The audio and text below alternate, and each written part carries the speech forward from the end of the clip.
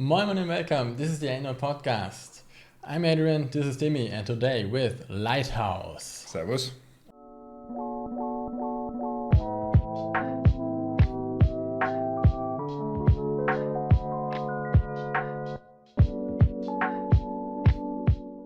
Lighthouse from 2019, a psychological horror movie from director Robert Eggers, also well known for his movie The Witch, and starring the great Willem Dafoe and Robert Pattinson. Two lighthouse keepers try to maintain their sanity whilst living on a remote and mysterious New England island in the 1890s. The movie is shot in an aspect ratio from 1.19 to 1 in black and white, and old school the sound is in mono, not stereo, baby. The movie is very immersive for its time when it's played. It feels very raw and claustrophobic because of the aspect ratio. This gives you really a good feeling of the that you are on the island. That like this claustrophobic view that you only have like three locations: the lighthouse, the living quarters, and the horn house, which I hated the fucking horn for the whole time, because also you always can hear it in the background. This bustling deep sound of this horn is so disturbing, but also like really well done, which gives you like the feeling of this growing insanity inside you. Indeed. Yeah. What did you like about the movie? Tell me about it. What I liked about the movie was not the movie itself, actually. I like the movie a lot. It's a fucking epos. But I actually enjoyed how the movie was done. I mean, in this old school style. There was not a single moment in the movie that gave me the feeling that the movie was out of time. So I was watching the movie and I had to remind myself, hey, the movie came out last year. But you watch the movie and you think, wow, did the movie come 200 years ago out? Kinda, yeah. It gives you that feeling for fully immersive. Yeah. Unbelievable. Yeah, and it's also like a movie that for this time you are not used to it, because everything is black and white. It's 35 shot in 35 millimeters with this horrible aspect ratio, but because it is black and white, it doesn't feel that way. So it's like the bars, they blend in perfectly. They actually used the topical slang. Yeah. Willem Dafoe and Robert Pattinson. Yeah. Actually, it was I think two slangs, so two different dialects, I think, and I could barely understand what Willem Dafoe was saying. For non-native English speakers, it's very hard to understand, and even for native English speakers, it was also hard to understand. But after like 10-20 minutes, I kind of got used to it. Yeah. Really fast, because I'm kind of used to a lot of dialects, and I also watched The Witch. You watched it? Yeah, of course. Good. It's a incredible movie, and it's very similar to The Lighthouse, but it's also like very psychological.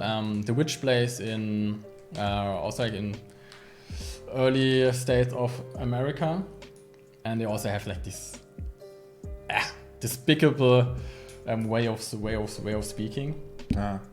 And colonial ages. Okay.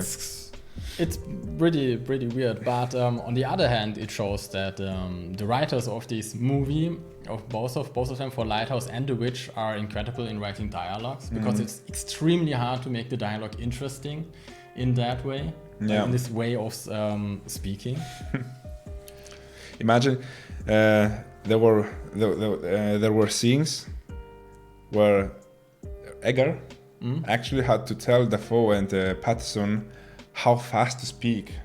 Hey, do this line, say this line, now say the second line 55 or 75% faster to approach the correct slang or dialect. So it was really detailed. So the best aspect of the movies are the actors, to be honest. Willem Dafoe does a phenomenal job and kind of outshadows Pattinson. Yeah. And to be honest, Pattinson, I'm not really fond of him, but in this movie he really showed that he is really a good actor. He was very good. He was excellent. But he was unfortunately, as you said, overshadowed by Dafoe's performance, Dafoe, because you cannot top that. Not only you cannot top that, you cannot reach this level of performance, I think. I mean, there is like years of experience between them, and it clearly shows that Willem Dafoe is wirklich Daddy Dafoe. He's like also, I also really liked his appearance. It looked so real, to be honest, that would like, okay, he's a fucking sailor. He's from the seas, so instant. Pattinson looks like a little bit different, not like sailor. This is like also what I like the banter between them. That Willem Dafoe also calls him a pretty pitcher or a pretty boy. That is kind of not crafted by the sea or something like that. I had this feeling while watching the movie in the beginning. I thought of, I was thinking about, hey, something doesn't feel right about the performance. And I thought, is Pattinson's performance weak? Because I thought, hey, both are sailors or seamen. And so, but then we find out in the movie that Pattinson, or his name was Winslow, was not actually a sailor or a seaman. He was just wandering around and doing different jobs, which a hobo. So which also justify his more sophisticated appearance. He was more cultured, the way he was talking. He was more easy to understand. Yeah. So it was very good done. And there's also like a big part is the dominant part. Who is in charge? Who has the power? And it is written like in the logbook that they should change the shifts between them. That someone is in the lighthouse, someone has to do the heavy work. But Willem decides, dude, I'm the older dude. I'm the king. I'm in charge. And this is like where the first battle starts between them. Where you're thinking like, oh, there's something going on. But on the other hand, you see like, Willem Dafoe's character is very mean and powerful, but he's also like a little bit weird. You think you have also though in the first act of the movie you think like, okay, he's just an idiot. In kind of way. Typical abusive boss. Yeah. Or something like that. But there is more. In the second act, one day before his departure back home, Pattinson commits a hate crime against seagulls and kills one of them, and sort of brings a curse over the island, kind of way. It was a dick move. And in this moments, like the insanity or the craziness really starts, and slowly, Pattinson and Willem Dafoe change positions. In the first half, you had the feeling, okay, Pattinson is the sane one and Willem Dafoe is the insane one. And now the characters shifts and Pattinson goes insane, and you have kind of Willem Dafoe's character. You have the feeling that he's the only sane one. That only like keeps his mind, because he's more experienced in that way. So you don't know how much time passes. No. So like.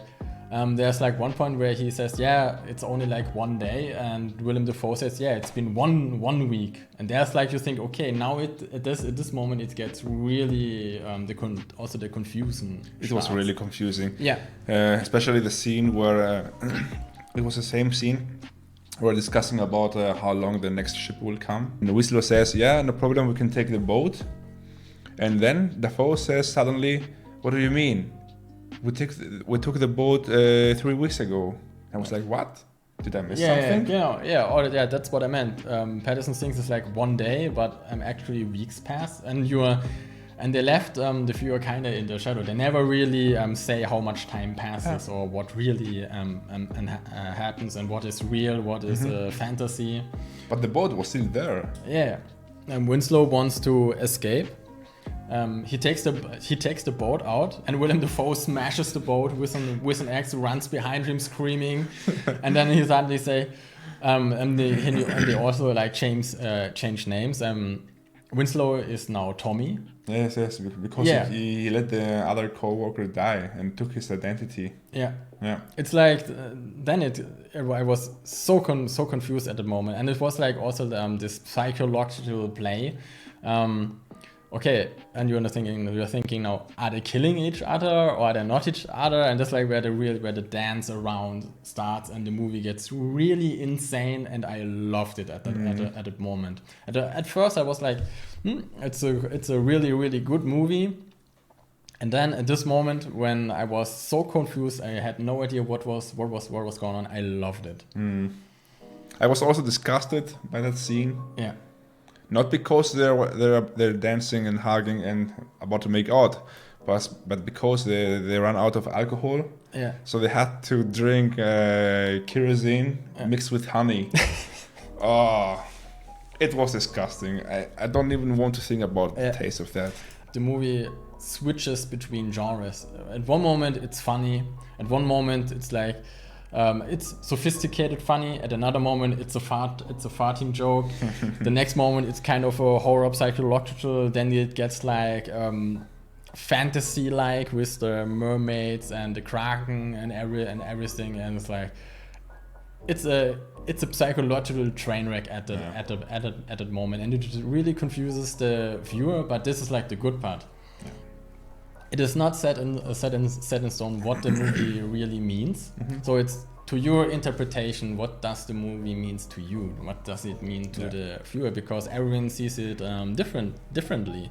And also watched another interview about Willem Dafoe and Robert when Robert asked Edgar's what is the movie about? From what perspective is it told? Yeah, what do you mean from what is it told? Yeah, probably from mine, maybe or maybe not. Yeah. So if you watch the movie and got confused, so you're on the right path. Right. If you made sense out of the movie, if you had any conclusions, so then you didn't understand the movie. I think it's like quantum physics. If you think you understand quantum physics, you don't understand them. What was, in your opinion, the best scene of the movie? The best scene was when Winslow was masturbating to this doll. I mean, it was funny because today we have magazines, we have internet, we have porn. But the poor guy back then had this wooden doll of a mermaid as, I don't know. It was creepy, it was funny. Yeah. It was also like really disgusting. It was disgusting. Also really like disgusting. What was really insane was like the angle, because it was like from down.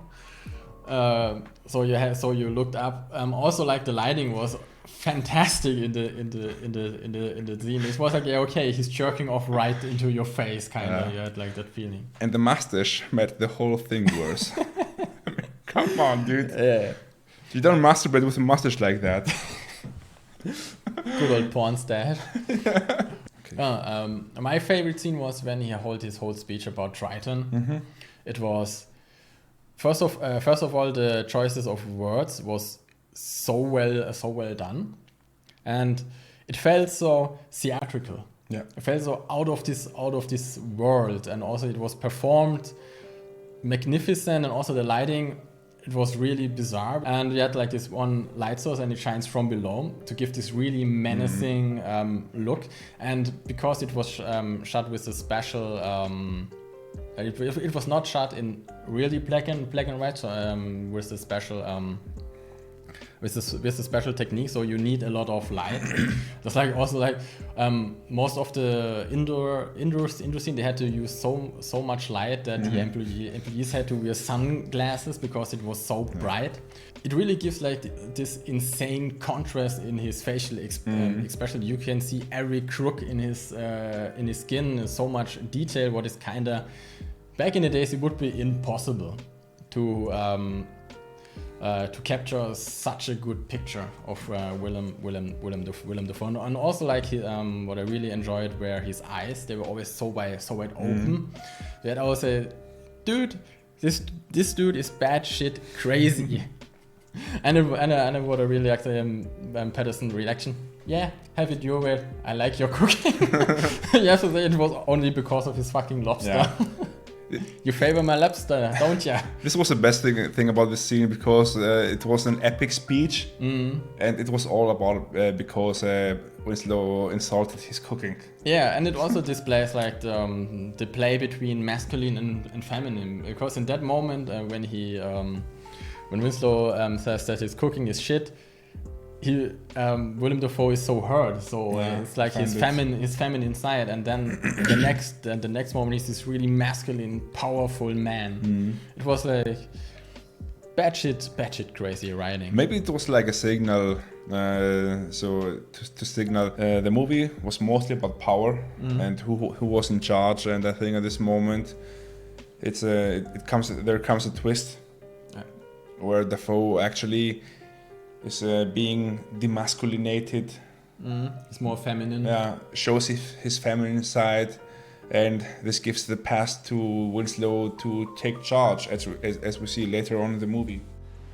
You found my facts, and First fact: the epic scene where Willem Dafoe gives the curse to Winslow about his lobster was actually shot in one take. It was one single take, and Dafoe didn't even blink for 2 minutes, even once.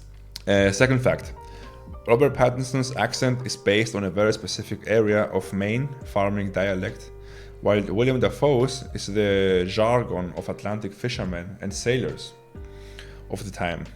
Director and writer Robert Eggers was very precise about the actors' accents and line delivery. He would, for example, give instructions to say the second sentence of your third line 75% faster. So really detailed. Next fact: the film has an aspect ratio of 1.19 to 1, an almost square frame that was used in early sound years by filmmakers including Fritz Lang and George Wilhelm Pabst. They chose this format because the spaces in this movie are meant to feel confined. It's more of a close-up movie than The Witch, and the idea of a widescreen only came about in the 1950s. And so he wanted to take people back further than that, which also proves what a brilliant man. Brilliant director, Eggers really is. When asked to describe the movie, director and writer Robert Eggers always used to say the same choice of words in every interview: "Nothing good can happen when two men are trapped alone in a giant phallus." Robert Eggers knew from the start that the film had to be in black and white. Even before he began writing the script, he wrote on the front page, "This must be photographed on black and white, 35 millimeters negative, aspect ratio 1.19 to 1, audio mix mono." Last part, the rating. What would you give this masterpiece? I would give it a 10. Same, it's perfect. Yeah. Because it's not a movie that you like. Also, I can't say that I enjoyed the movie, but I appreciate the movie. Because in every scene, every second, I could see the hard work behind the movie. It was really spectacular. It was something different. It was also very bold to make such a movie. Yeah, it's very brave. It was brave and bold. I mean, in the last 100 years, there's like no movie like that. I mean, even if you say the ratio was the widescreen was used in the 1950s, so for the last 70 years there was no movie like that. So in that aspect, and also the movie makers didn't know before that that the movie would be a success. Because let's face it, it's not a movie that you watch and say, "Wow, this must be a blockbuster." No, it wasn't a blockbuster. It wasn't even such a huge success. Of course, it made his money, of course. Yeah. But it was not a movie for everyone. Yeah, it was made for a very specific Yeah. demographic. Okay, then that's all, folks. Good fight. Good night. Good night.